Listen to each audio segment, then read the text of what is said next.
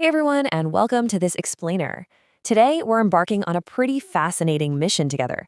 We aren't going to be looking at sweeping empires or, massive continents today.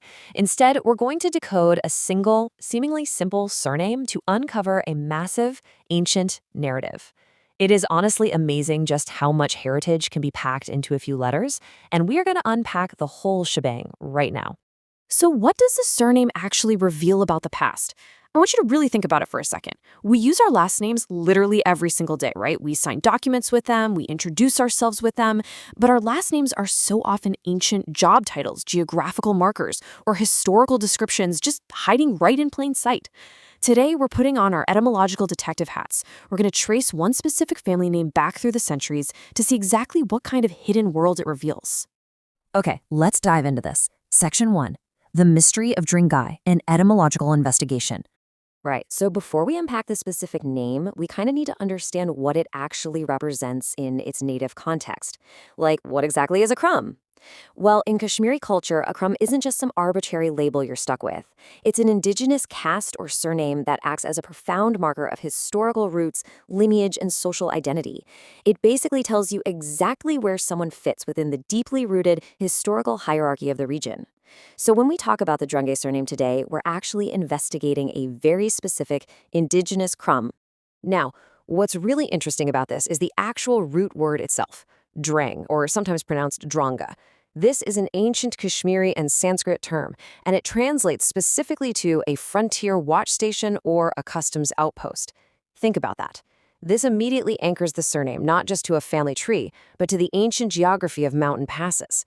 The title, Drungay, was historically applied to the officials and the families who were placed in charge of these absolute bottleneck checkpoints.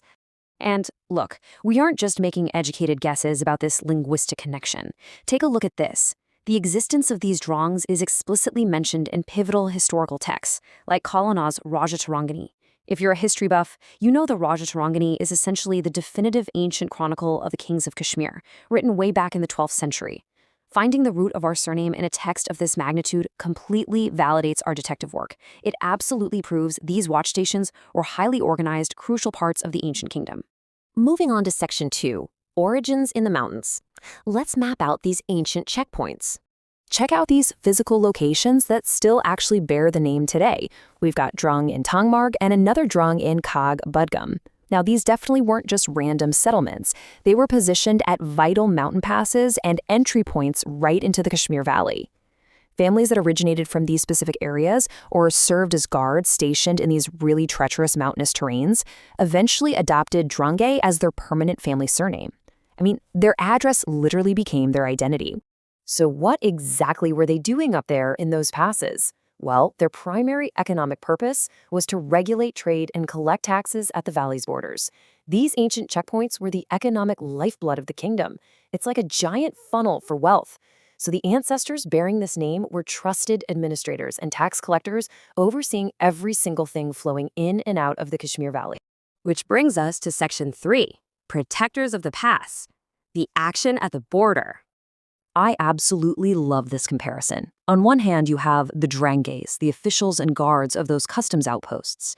And on the other hand, you have the Margpatis, translated as the Lords of the Pass, who are the ancestors of the Magre family. What this shows us is that the Drangays belong to a highly specific elite class of people whose primary responsibility was the physical defense of the kingdom's borders. They were the frontline security, keeping the entire valley safe from external threats. Now, notice how the occupation of the Drungays evolved. It's kind of a three-step journey. Step 1. They are the vital administrators and security for those mountain outposts. Step 2. Over the centuries, as you might expect, the political landscape shifts, and that ancient administrative border system slowly fades away. And Step 3. The families are forced to transition into brand new professions, things like agriculture, trade, and scholarship. But, and this is the truly beautiful part, even as their daily jobs completely changed, they retained their ancestral name as a permanent marker of their unique heritage. All right, Section 4, an enduring Kashmiri identity, surviving centuries of change. And this brilliantly illustrates a massive cultural dynamic in the Kashmiri social hierarchy. Notice the contrast here. You have indigenous surnames, local krams like Drungay, alongside others like Dar, Rather, and Lone. And then you have arrived surnames, names brought over by migrants from Persia or Central Asia. The Drangay name is proudly categorized as indigenous. It represents the preservation of a distinct, homegrown Kashmiri heritage that sprouted directly from the region's own soil and administrative history. Let's quickly walk through this historical timeline together, because the resilience shown here is honestly incredible. Back in the ancient era, they're guarding the mountain passes and are recorded in royal chronicles. Then, boom, we hit the 14th and 15th centuries. During this period, there was a mass conversion to Islam across the Kashmir Valley. Like many other local clans, the Drungay family embraced the new faith. But fascinatingly, they deliberately kept their traditional pre-Islamic family name. They wanted to maintain that historical lineage, which leads us right to the modern day, where you can find Drangays across the valley, working in every profession imaginable, yet still carrying that ancient title. So the absolutely crucial point here is that the Drangay name isn't just a label. It's a uniquely Kashmiri identity rooted deep in the region's ancient frontier history.